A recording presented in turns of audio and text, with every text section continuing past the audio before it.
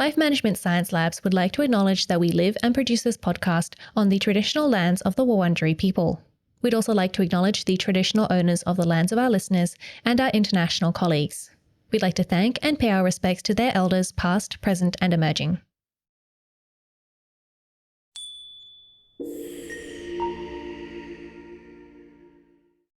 Hi everyone, and welcome to Room by Room, the home organisation Science Insights podcast, produced by LMSL, the Life Management Science Labs.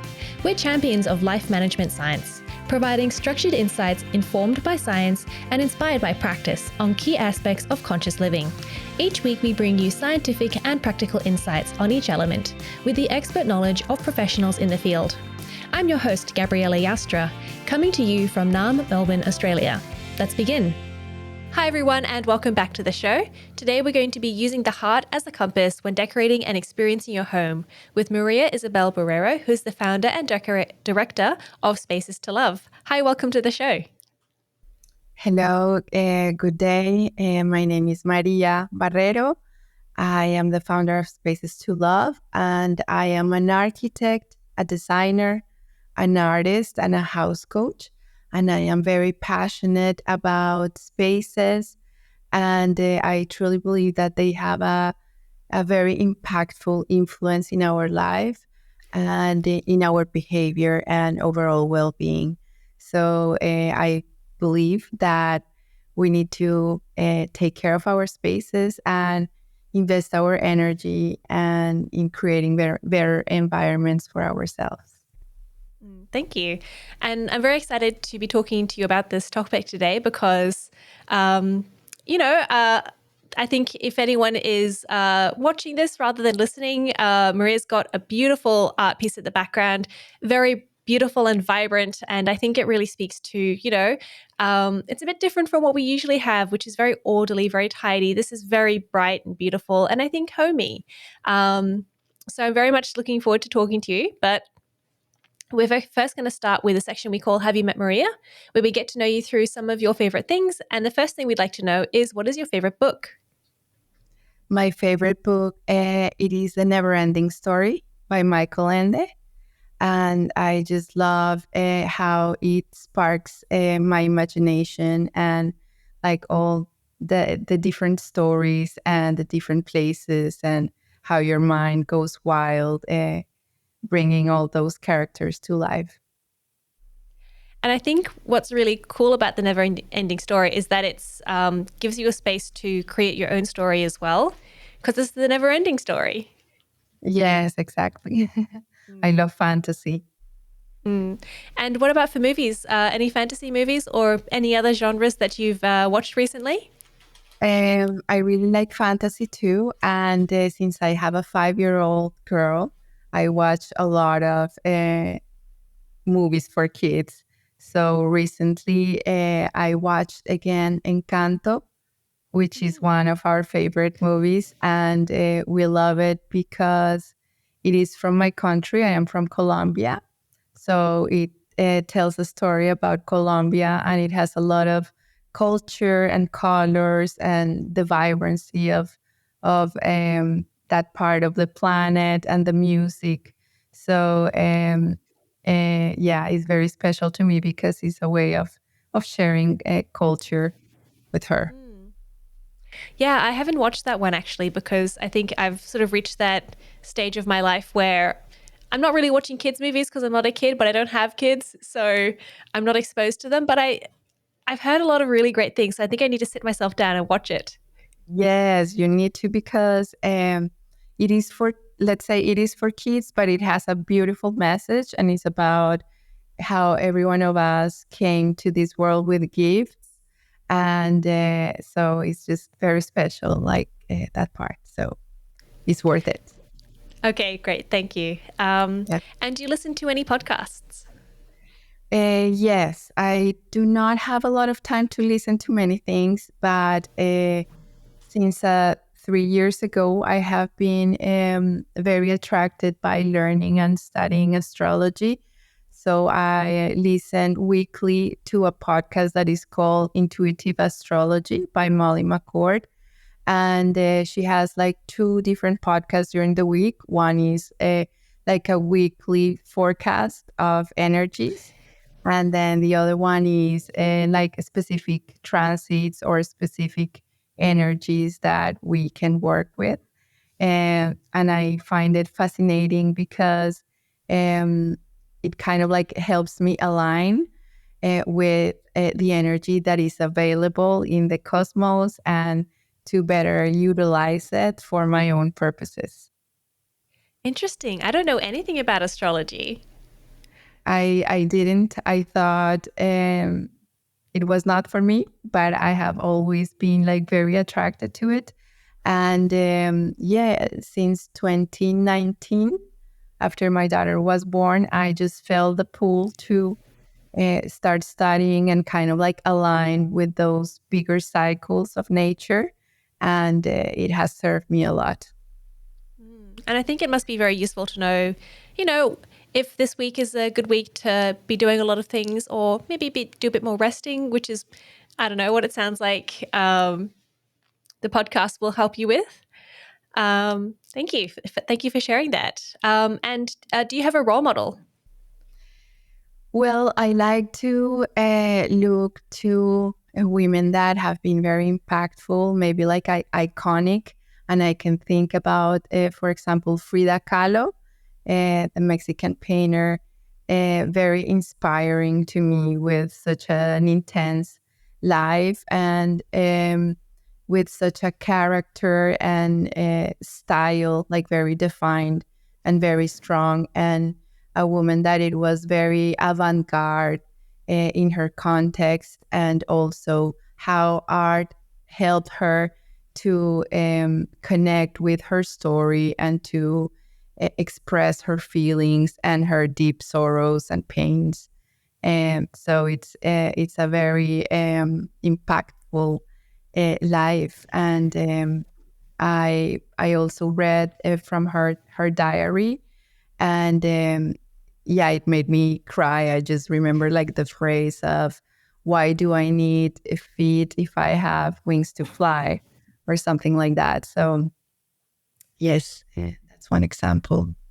Wow, what an amazing way of thinking about it. Why do you need feet when you can fly? And so, making the best out of your situation. What gifts do you have rather than what don't you have?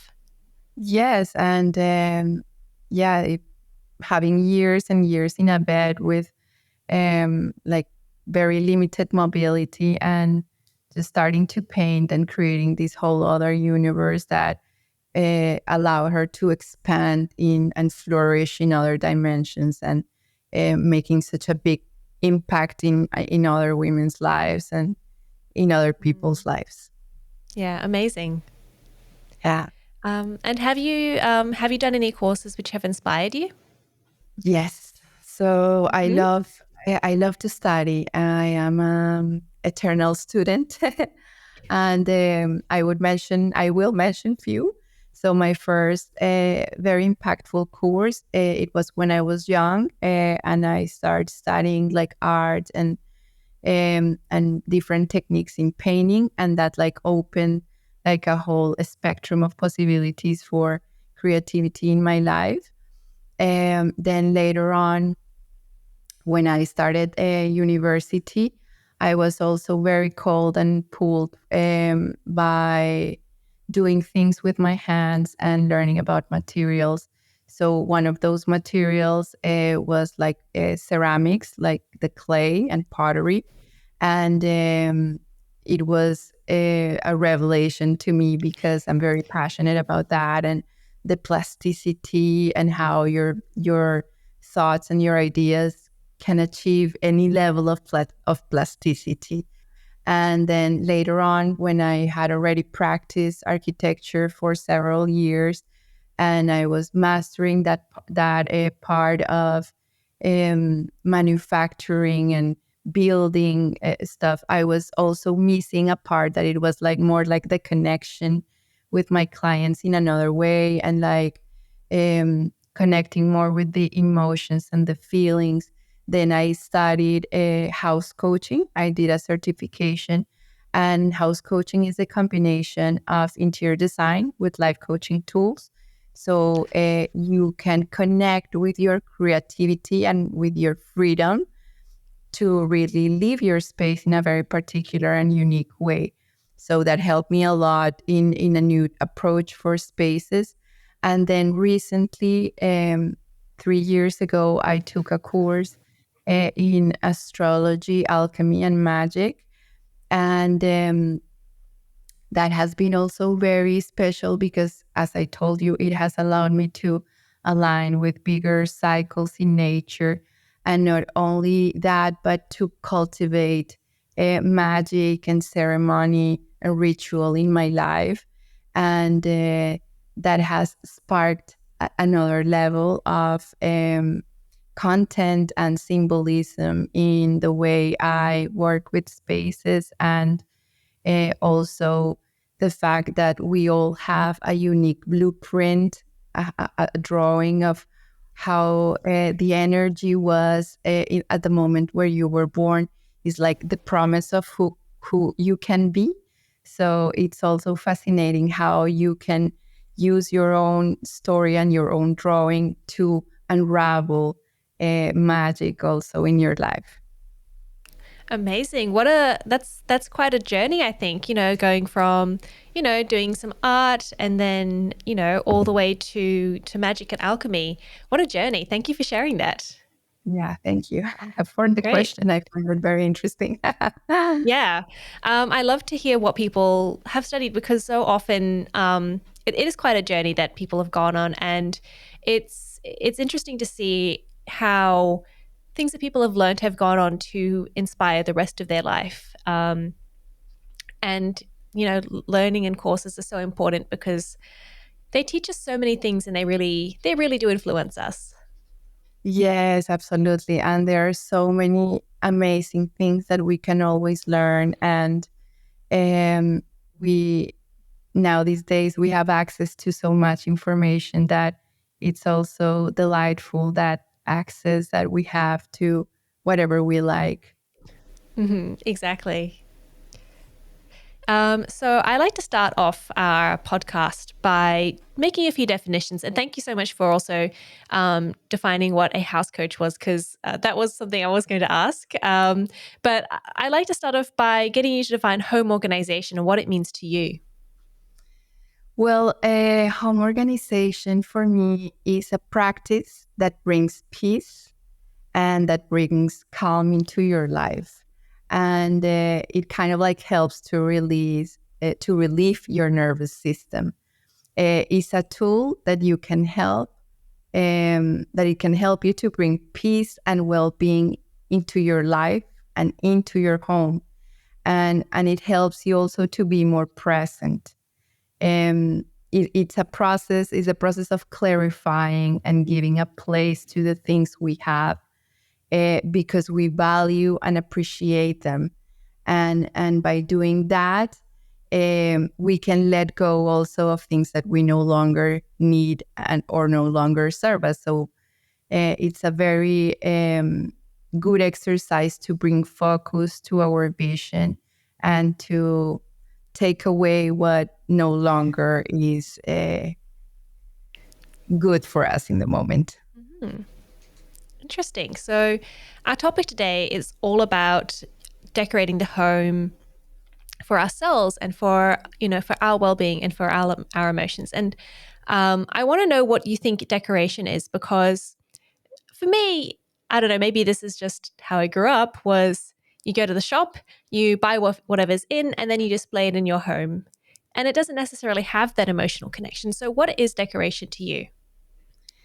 Well, decoration for me is making sometimes things look better or have a good appearance. I don't necessarily address working with spaces as decoration, but more as designing. When we design, we are creating a plan. We have a vision. Decoration is just maybe putting the things together to make it appealing. And so that's the difference. So I go more towards designing the spaces and is more thinking about how we live, what we think, what we feel, and then create something considering those different dimensions of ourselves. Interesting. I've never heard, I guess, the difference between designing and decoration. Um, and how does designing our homes impact our emotions and our well-being? Um, well, in a big way, because when we talk about designing or decorating our spaces, um, that's like the physical aspect of our reality. It's like where we live, the containers of our lives. So we are being shaped and we are shaping our environments at all times. One thing is that you are conscious and aware of it, or that you are not, but we all have the resource of our space and we can use it for our benefit. So by decorating your space with intention, is like you are nurturing yourself with that environment. You are filling that space with messages for yourself, for you to receive all of that information. And our spaces are the soil where we get to cultivate who we are, and also to evolve and to grow and to love and to do many things. So it has a big impact in our life in many dimensions. Yes, that's how I would put it. Thank you. Do you have any examples of how the way that you have designed the house does impact you? Um, well, yes. My home, first of all, is the container, as I said, of all my life, like my daily activities, my routines. It's where I display all my values and what I appreciate in life. And so my home grows and changes as well as I do in my life in different times and cycles in time or in my life. So when I use my home as a mirror to see how am I internally, I can also upgrade myself and really make it better. So, for example, in this home that I'm living right now, we are renting this home. First of all, a lot of people would not necessarily invest time or energy in a place that is not owned, but we choose to enjoy the place that we live, even if it's rented. And we started with an idea of having a space that it was very fulfilling and nurturing for us and for our lifestyle. And we started with a couple of rooms, and then that attention and that care starts spreading around the house. And it also has changed with the time, and it has changed with the different cycles and moments. So I don't know if I answered your question or not, I but think you yeah. have. Um, maybe I've got my own anecdote. This is what I was thinking about as you were explaining it. So as a child, I lived with my parents, and my parents decorated my room. And I came to about mid-20s. I was still living with my parents, and I started feeling really trapped and just not expressive. I couldn't be myself in my home, in my room, in my family's room. I found it very stifling, and I was really desperate to get out. Um, and when I did move and I set up my own home, I felt like I could express myself, like it was my space where I could do what I wanted. Um, and it was such a relief to me. I felt very frustrated in my parents' home. I don't know, is that, and then now I'm moving again and I'm changing everything again. Yeah, so thank you for your story, because that brings me to the origin of my own story with spaces. And my parents got divorced when I was very young, like around 8 years old. And in that moment, I started like a process of a lot of pain because of the instability in my home and my parents being divorced. And then my mom had a story with another person. And so we had a new family, but I never felt that I had a personal space. So I always craved for that space.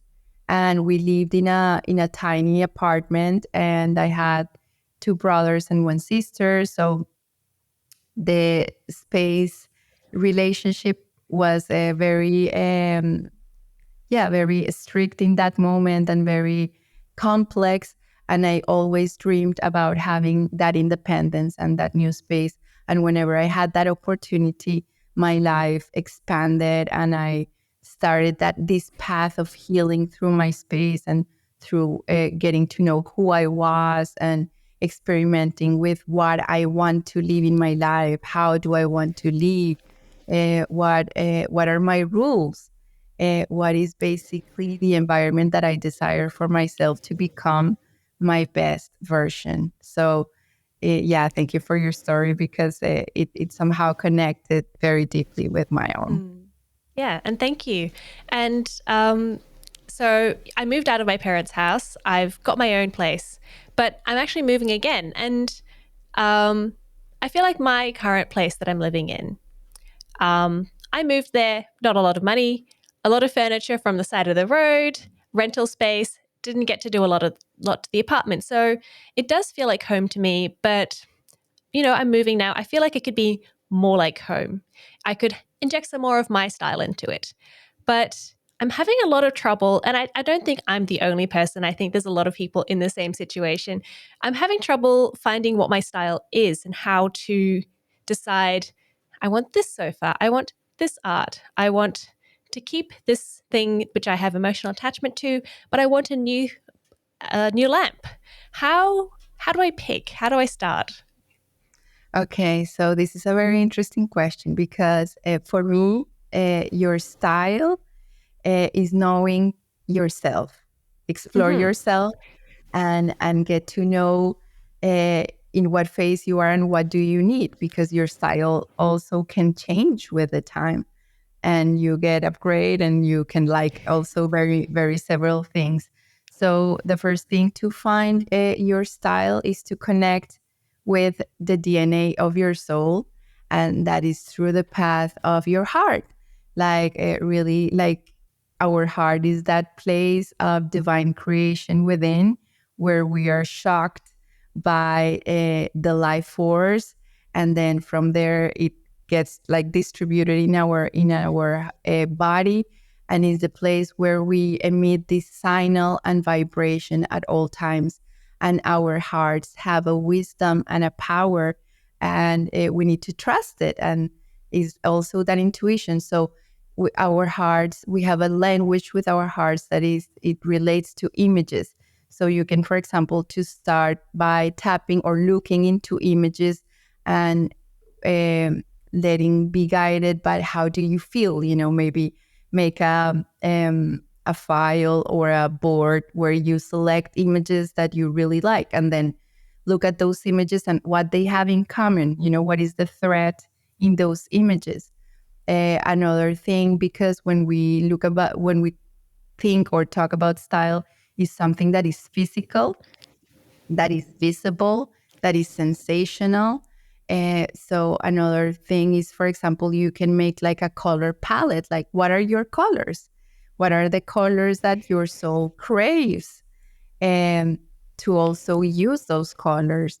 And what else?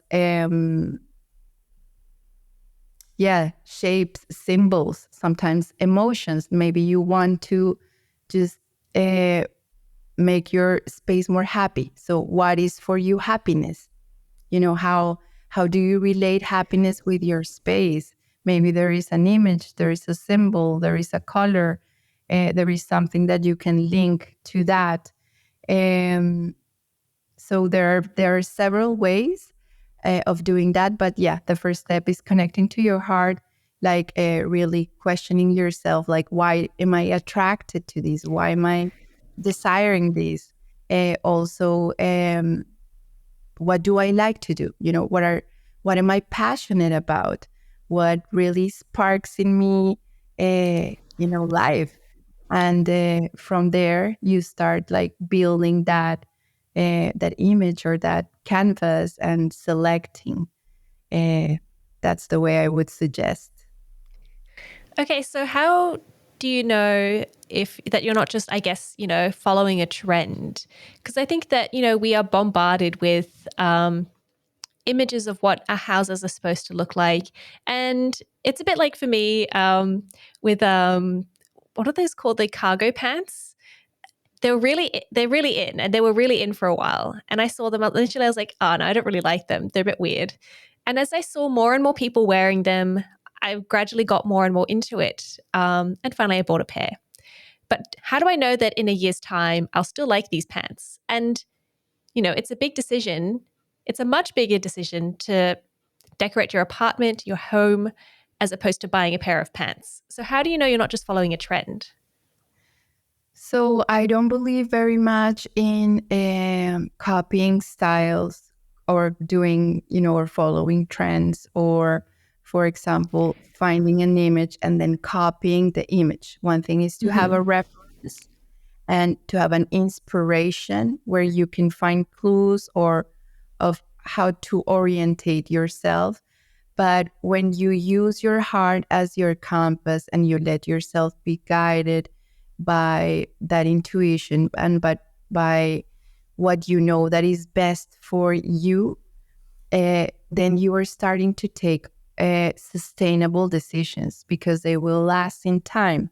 You are not being guided just by an apparent desire or something that looks nice and that can be a fashion style, but you really tap into things that you not only need at that moment, but that you desire and that you are attracted to.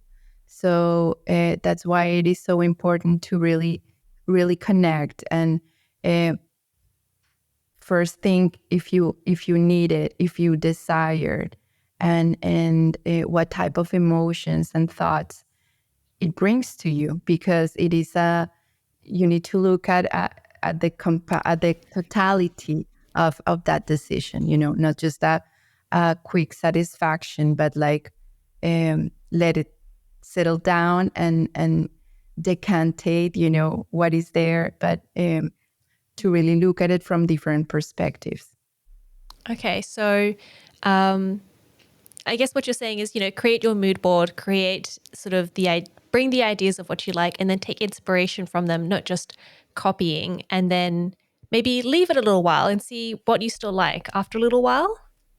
Yes, like get with your idea comfortable, is something that maybe, since it is our space, we really want to put thought and intention on it. It's not like we're going to buy a sofa today and then tomorrow we don't like it, so we throw it away.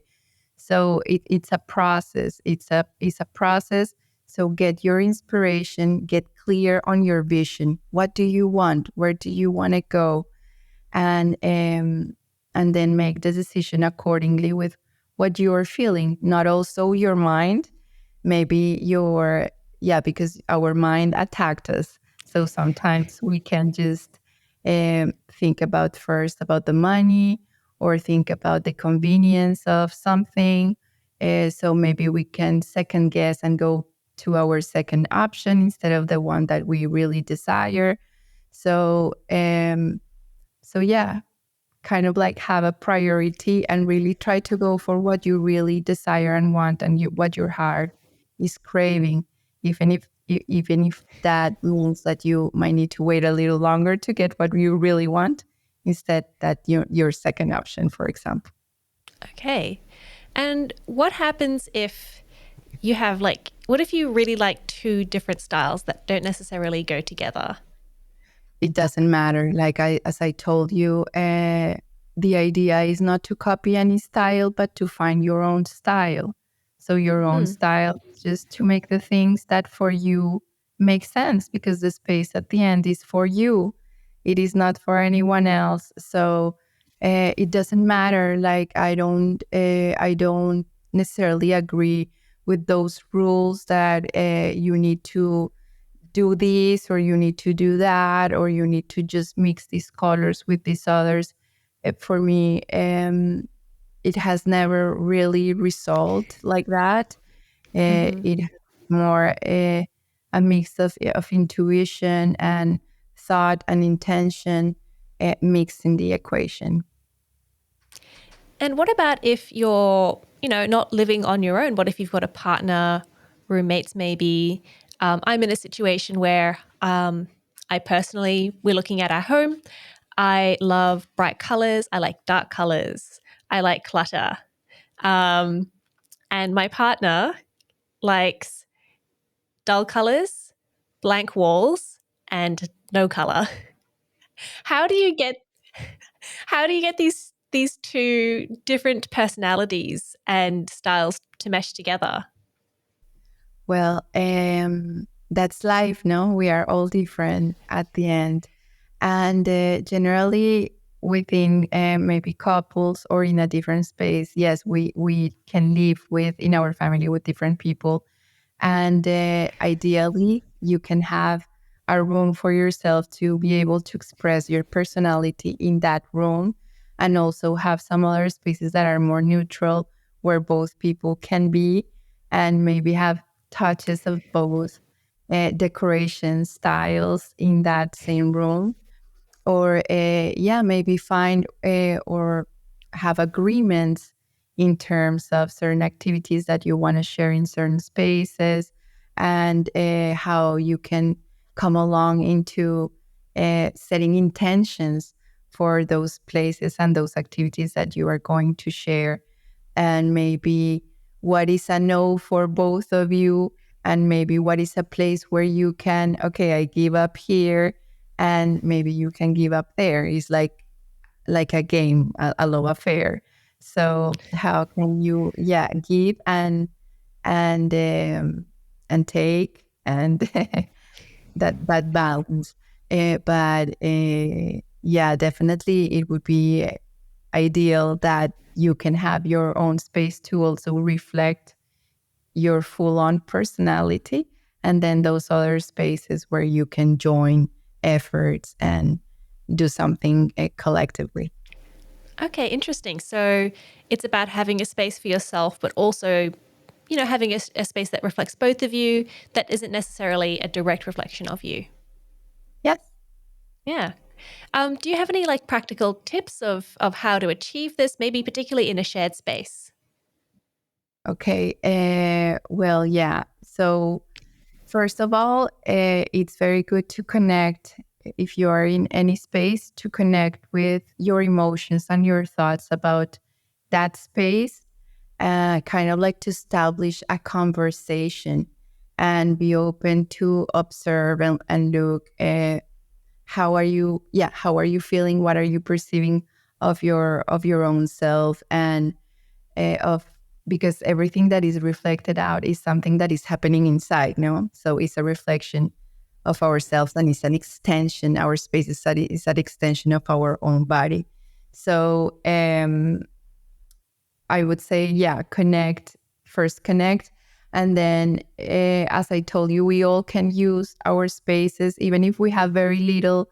We can always transform it in the best possible way that we can have, and that's very simple. And for example, we can start by decluttering our spaces, like really trying to clean up and set our environment with a good intention of opening space for the new things to come to our life, and to kind of like open a new phase with that space. That would be like a first approach. The second one would be like maybe tap into what are you needing at that particular moment in your life, or maybe what activity do you need to improve in your space? How can your space can help you to improve a certain dimension of your life? Maybe you are a student and you need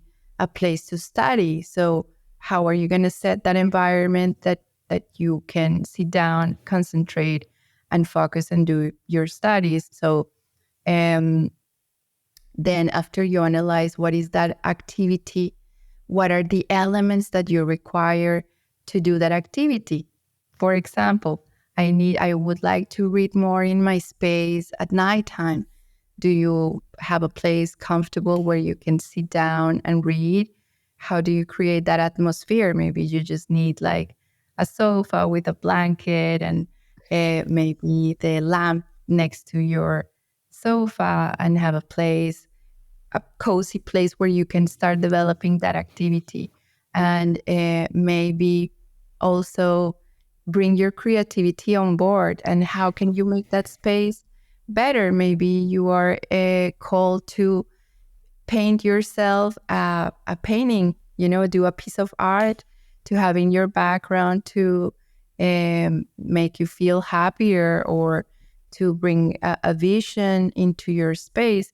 All of those things, they do not require thousands of dollars or a lot of different things. It's more like an attitude of really caring about that space that is also nurturing you and being a container of all what you also bring into the world. So it's kind of like, okay, let's cultivate in my home the energy that I want to be also in the world. And I go out in the world and I spread that around.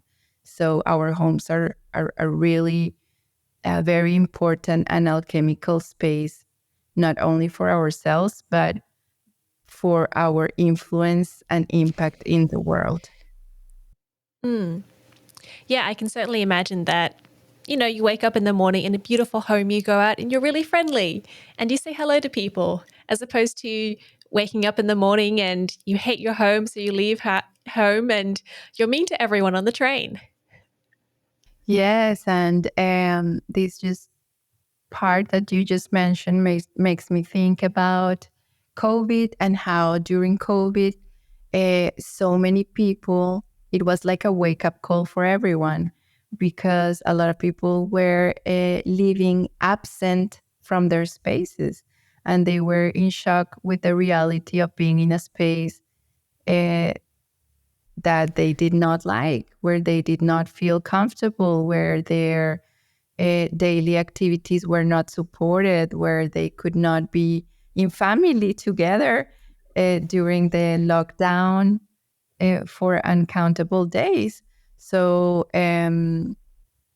so yeah, that's impactful whenever we are not creating a space that fulfills our energy, but the opposite, depletes us.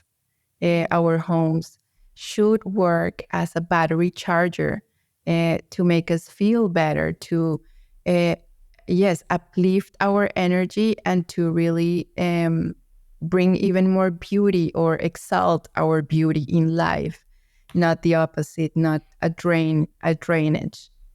Mm. Interesting. Are there any other benefits, other than, draining or uplifting our energy to, making your home a reflection of yourself? There are several. There are very many. Well, of course, by just having a good space, you will bring overall well-being in your life, and you will really improve the quality of your life. Um, you will also um, generate like the best atmosphere for you to grow and develop, like the personal development and the growth that you can also gain with your space is unbelievable. Like you can really set the stage for that what you desire to become, set the stage for the frequency that you want to live in your life. And you can also provide like a space where your family, your kids can grow happy. You can also gain confidence by knowing who you are better, and getting to express yourself.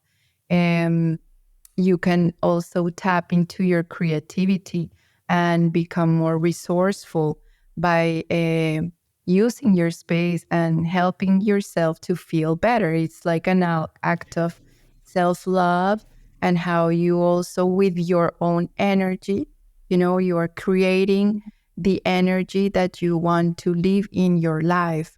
Um, so it has a lot of positive impacts in your life. And it is very profound. We are not, because some people, when we talk about approaching our homes, they feel that it's a superficial aspect, that is just the physical. But how can we talk about the spiritual without the physical? How can we talk about the metaphysical without the physical? It is not possible. In our living, we have that physical dimension, but it is supported and backed by all those other things that are intangible, like our emotions, our feelings, our energy. So it is a mix, and it is very deep. It's very deep, the fact that we can use our space really to, let's tap into what is the best possible life that I can live in this plane. How can I bring heaven into earth? How can I really like live paradise in this paradise? And and have the best life. Is about that. It's about giving yourself comfort. It's about giving yourself the best possibilities. It's about nurturing yourself and your life with the best that you can put out there for you and your family. Wow, amazing. Who knew? Who knew that your home could do all these things? Yes, it is. It is really, if we think about the history of humanity, like first we had no homes, and we were, going around, and then we established a home, and a home, it was like the base of society, and it is very profound. And it is kind of like the alpha and the omega, where we begin and where we end our days. And it is very profound. Thank you. So I imagine that for some people, they could go maybe too far with the aesthetics and make this really beautiful home that really reflects themselves, but maybe doesn't have all the functionality to live. Maybe they don't really like cooking. So they're like, I'm not going to put a kitchen in because I don't like cooking, but you still need to eat. So how do you balance aesthetics with functionality? I think that's a very interesting question, because it is mutually supported. We don't want to go all the way just thinking about functionality and just think about like that basic purpose of things, but we also just don't want to be thinking just about the beauty of it by just how it looks. It is like the bones to the body, like to the muscles. So there is a structure, and then there is the shape. So whenever we have that relationship between the function and the why, we are the why behind, the need behind, the human relationship behind, then the shape also and the beauty of it comes alive. So like for example, if we look at nature, in any beautiful shape in nature, there is a function, and in our body in the same way. Even if we see it as just like a beautiful manifestation, there is a purpose and there is a function behind. So it's very good whenever we are approaching, and that is design. Design is thinking about the beauty, because the beauty also connects us with our true nature, and also connects us with life force, and is a right that we have, and it it brings quality to our lives. Beauty brings quality to our lives and connects us to creativity, but also the function and the why has its poetry. Like, for example, our homes have an anatomy. The bathrooms for this purpose, the kitchen is for this, the bedrooms, the living room, the dining room. So we are kind of like putting the groups of intentions in those different spaces. And in that same way, we decorate, like decoration or designing our spaces is aligned with our living in different scales from what we need in the from the architectural perspective to an environment to an object, because the object relates to an activity that we need to do. So the function goes tied up into beauty and vice versa too. There is like that relationship and connection that is very intrinsic, and the more we also connect them, the more they will serve us, and the more sustainable also it will be. Interesting. I think that in some ways, the way that I was thinking about it was, you know, we're humans. We need things. We need function. We need some function. And so by understanding who we are and what we need, you're understanding not just the beauty aesthetics, but you're also understanding the functions and what we need to survive and to thrive and to be happy. Yes, correct. And yeah, it's just not only what we need, but also when we look, like, beauty is something that we add on top of it to just like make it even more um useful, yeah, even more rich for our whole experience. So yes. Yeah, thank you. And we're going to move on to the practice and habits section. But today we're going to do something a little bit different. I believe you're going to share an exercise that you use when connecting with yourself. Do you mind explaining a little bit more about that? No, so I I wanted to share just an exercise that when I read the question is what it brought to me. So you were talking about like a practice for me to connect to myself, and that is something that it has become of radical importance for me in my life, and is to set a time for myself, like an individual, a personal space that I can have every day as possible whenever no one is awake at home. So I get up earlier. I'm an early bird, and I have set up different spaces in my house, and especially one that is like my altar or my ritual space, where I have like a yoga mat, and I have a space for candles, and where I can burn some incense, and I can do my prayers or um, a meditation or journaling or dancing, stretching, like just a space where I can sit down with myself every day before I start my day and connect with my emotions, connect with my feelings, with my thoughts, with my intentions, a space where I can have a little practice of gratitude to help me connect with the beauty that surrounds me every day, and the things that I have in my life that inspired me and that help me to be positive and keep me going on and vibrating high. And also, it can be even from 5 minutes if I'm running late to have an hour, for myself, where I'm in that place.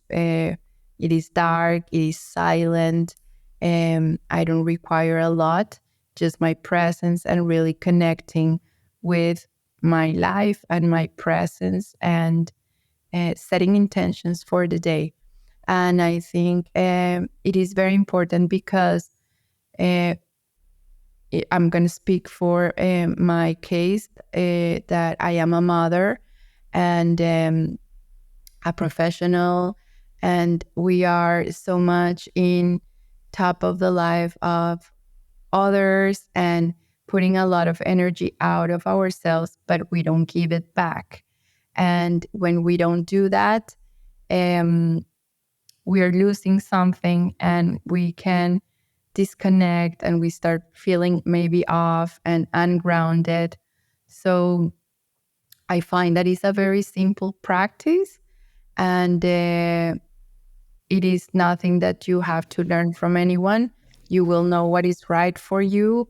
Uh, each day might be different, and but I find that is very useful and very rich, and yeah, very, very good to have that space where I can start my day and have that moment of peace and solitude.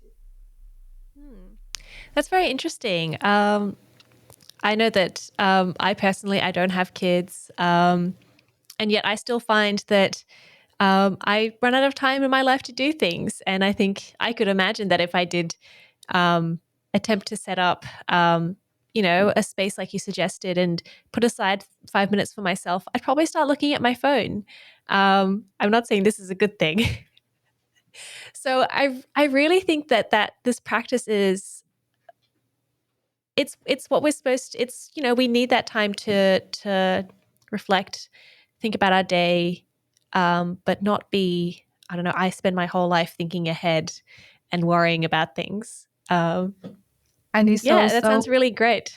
Yeah. it's also that, for example, the meditation part, that is kind of like just listening to or just looking what you have inside of you, and Mhm. but also what also this space has generated for me is like the possibility also to cultivate a little bit of magic, because Mhm. it's where I also listen to my intuition, and maybe I listen to my own guidance, and yeah, it's just, it opens another spectrum of my life that is like mystical, and it is very intimate, and yes, private.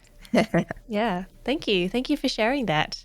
Do you have any tips on, because it is hard to set up these kinds of practices, any tips on how to set up the space or how to set up your life to accommodate this? Yeah. Well, first of all, I will tell you like the three good things about doing this practice that I Yeah, sure. found. So, this is a practice that I do my best to keep it as a habit, Hmm. because it deeply impacts my behavior and overall well-being. So I can find out that I become less tolerant whenever I know I'm not doing it, or that I get more overwhelmed because I start the day with 1,000 things, but I didn't have that space before. So that's one thing. The second one is that you just need your imagination to create your altar, or that special space or corner in your home, and it's about like displaying few objects or images or symbols that for you are relevant and that represent what you want to put in devotion in your life, or create a relationship within your life, or call upon to live in your life, and to display those objects with yeah, for example, like a candle, burn some incense, have a cushion or a mat to sit down, a chair or a table, a tray, maybe some flowers or a fountain. So it can go many ways, but it is your imagination and what is relevant to you and how you create that sacred space. And then the third thing is, once you start that, you can start cultivating an energy in your space, and that creates a ripple effect in your life and in your home, and it starts redefining your habits and your routines. After you do it a certain time, you won't want to miss it. You if you don't have it, you miss it. So yeah, maybe you can.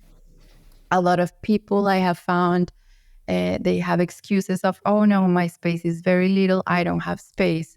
And I have found that corners are such special places because we underestimate them. Like we don't see the space in a corner, but corners can be very useful, and we can display in a corner and make a corner a special place for us to develop that ambiance. Interesting. I'm going to be looking around at my house and thinking that's a little corner I could use. Well, if you have another space, that's whatever you are called to. But if you have a lot of space, I have used the different space of my rooms with different purposes. And whenever I want to focus in a specific energy, I can kind of like orientate myself with it. Great. Thank you for sharing that. Was there anything else you wanted to share about this practice? No, that's basic. Well, that, for example, you were asking with what other practices can we combine it to make it more powerful. And I would say that if you do like a gratitude practice every day, like at least maybe being grateful for 5 things in your life, that's great. That's a very powerful thing. I also, what I have been doing since I have been learning about astrology, and how for me it is an energy system that helps me with my energy. Is like every day has an energy, and every day has a name, and the name is related to a certain planet. So Mondays are moon days, Tuesdays are related to Mars, Wednesdays to Mercury, Thursdays to Jupiter, Fridays to Venus, Saturdays to Saturn, and Sundays to the Sun. And each day has, like, let's say, an energy that is more relevant. So, for example, today is a Tuesday, is a day of action.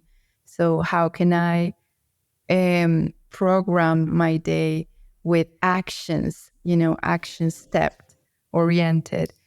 Wednesdays is more about communication. So maybe every Wednesday I do a post for my business. On Thursdays is more about the business. So what can I do on Thursdays for my business, an activity for my business. Fridays is more connected with Venus and the pleasures of life, and what do I like to do, or with art, and yes, so on. So also like the energy of the days with the intention that, or the practice that I'm doing, can also work very well when I align all of those things together. Wow, amazing. I had no idea all the different days had different energies. I'm going to look more into that. Maybe I'll get more work done. Yes. Thank you. Great. So we're going to move on to the open mic now. So this is where you get a chance to talk about something that you're passionate about.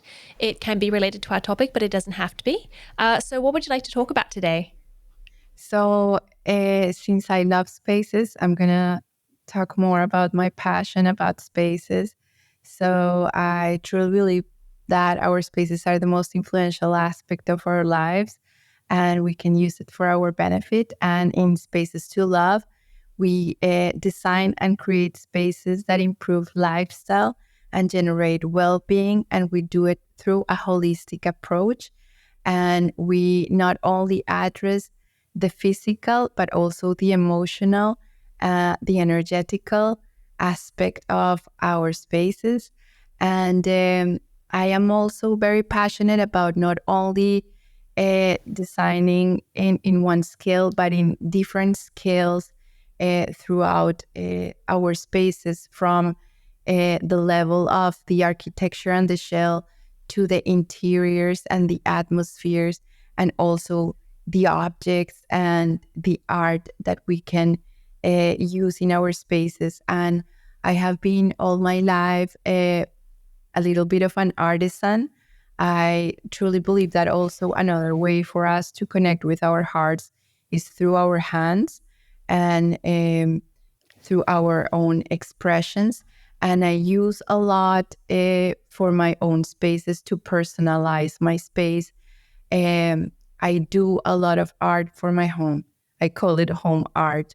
So a lot of times I do my I do a lot of paintings. I do, for example, recycle pieces that I find, or upcycle pieces of furniture, and I find that that is very gratifying.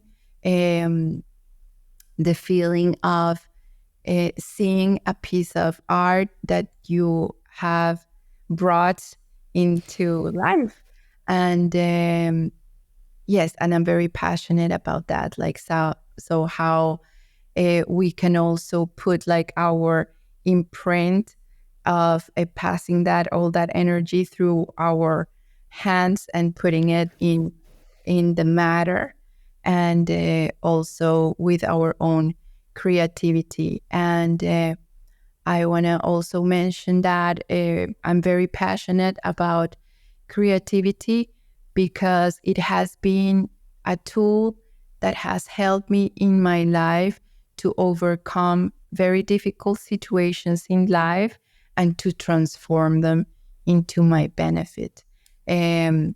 With creativity, you can literally transform anything into beauty. You can be more resourceful.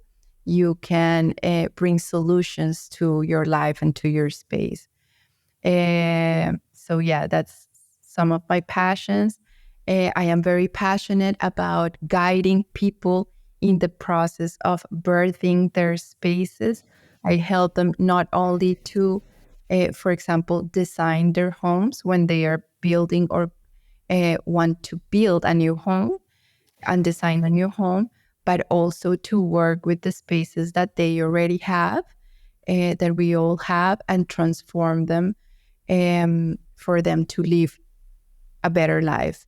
And because I believe that we need to celebrate our life through the way we live.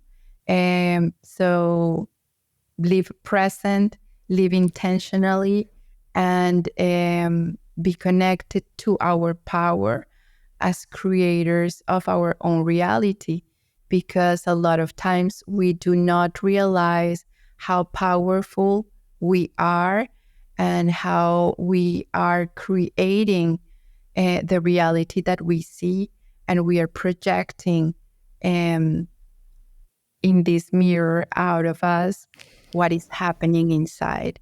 So yeah, I want to invite everyone to really like look at their spaces and tap into how you are feeling, and where do you need to change something in your home for you to generate a better space for yourself, to create a more fertile soil, so you can see more flowers coming out of yourself. And yes, so I offer this type of work, designing and also coaching and guiding people in the creation of their spaces. And right now, I'm also offering also a service that is space readings for people that want to transform a space, but maybe they don't know how to connect the dots.